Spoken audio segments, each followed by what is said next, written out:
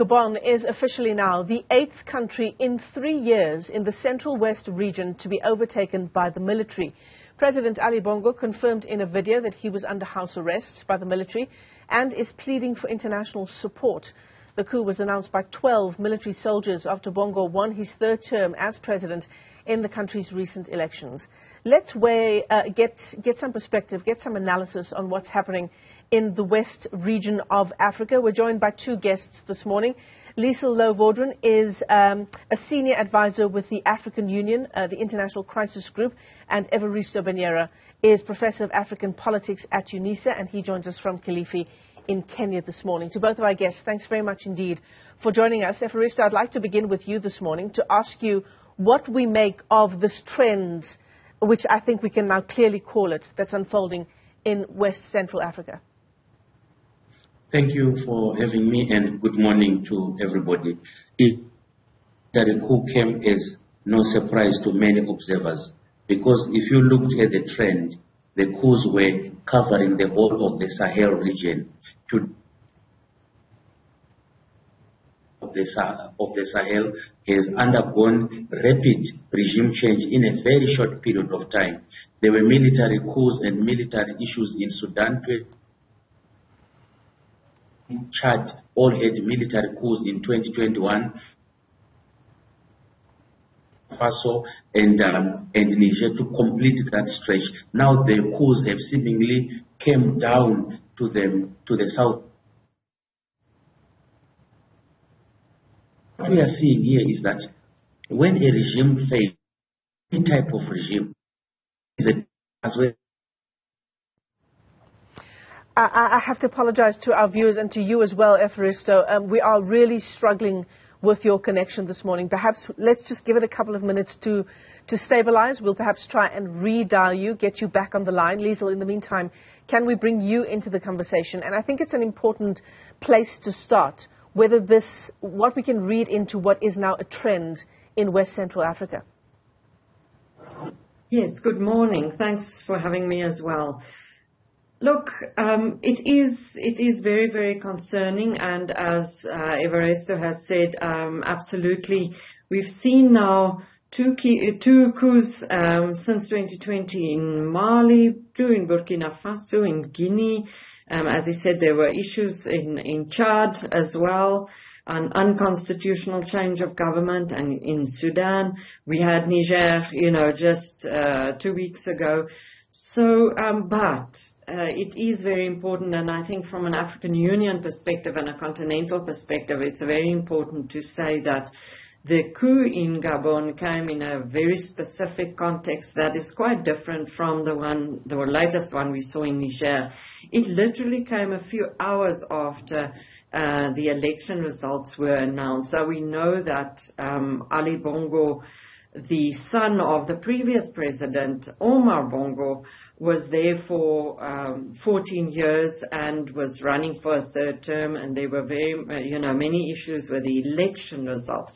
And so, I think the trend is also, and the difficulty and the predicament with this trend for the African Union and for us, for our foreign policy, is how do you react then?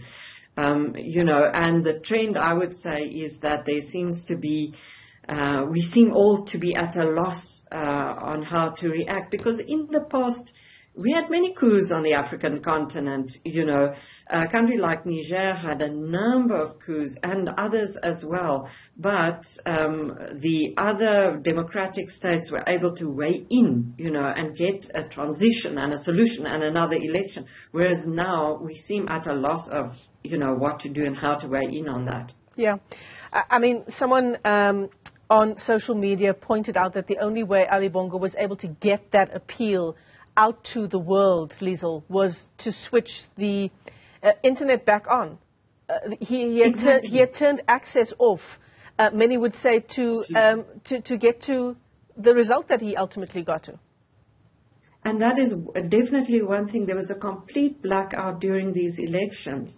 And that is something that democratic states and, even the African Union can note when there's an election and for 2 or 3 days there's absolutely no media coverage or access to the internet. That is clearly a factor when we are looking at democratic elections.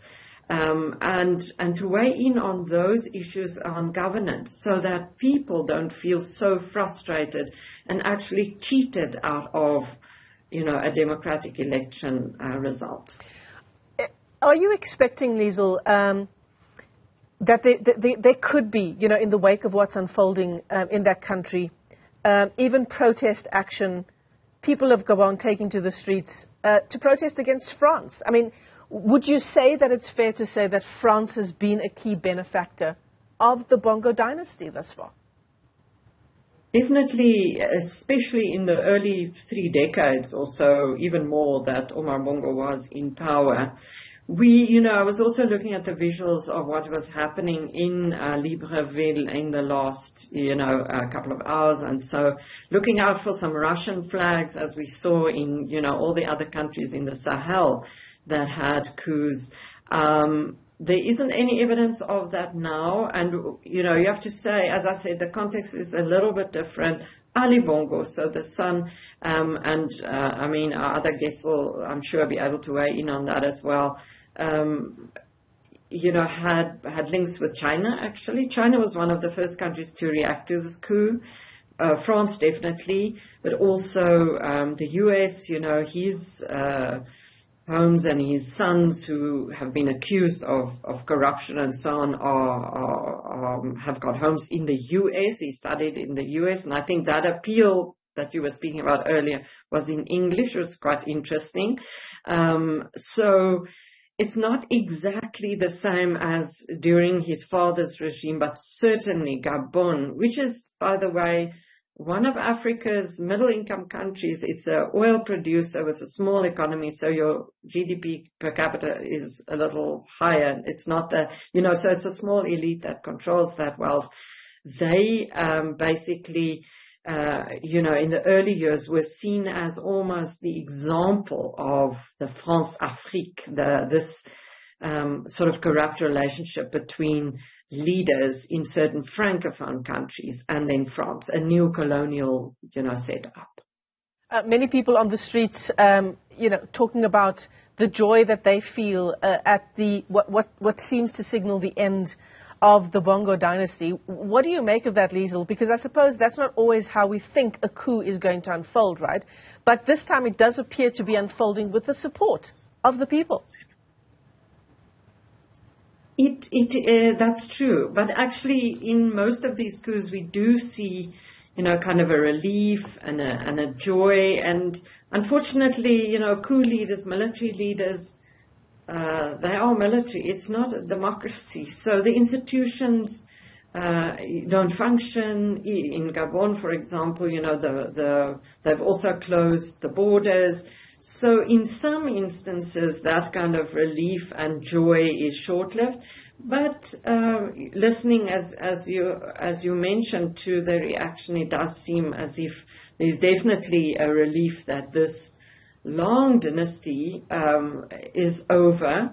The opposition in Gabon has been, playing a waiting game and not clearly saying, they're supporting the coup leaders. But certainly it's a turning point for Gabon, definitely, because there was a son as well that was waiting in the wings, from what I understand correctly, to take over eventually. Evaristo Bruniera, it does appear we have you back, sir, a professor of African politics at UNISA. Apologies for the struggle with our connection. But let's, pick up from where we left off when you were weighing in on what seems to be this wave of coups of this nature in West Central Africa.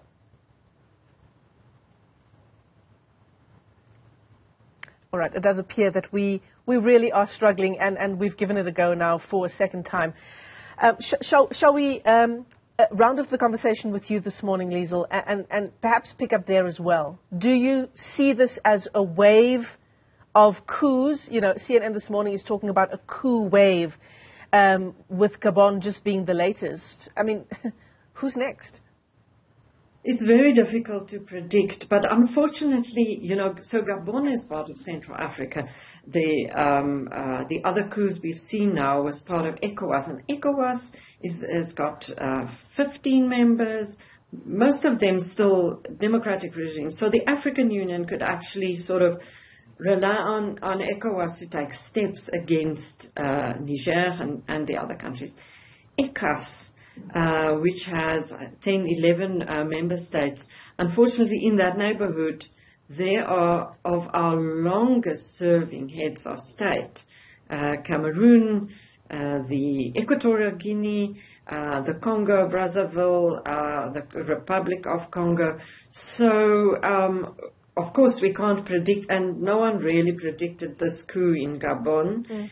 But as I said, the neighborhood is not looking good. You have aging leaders who have been there for decades. And so if those military also feel, they want to take their chance, it's not completely excluded.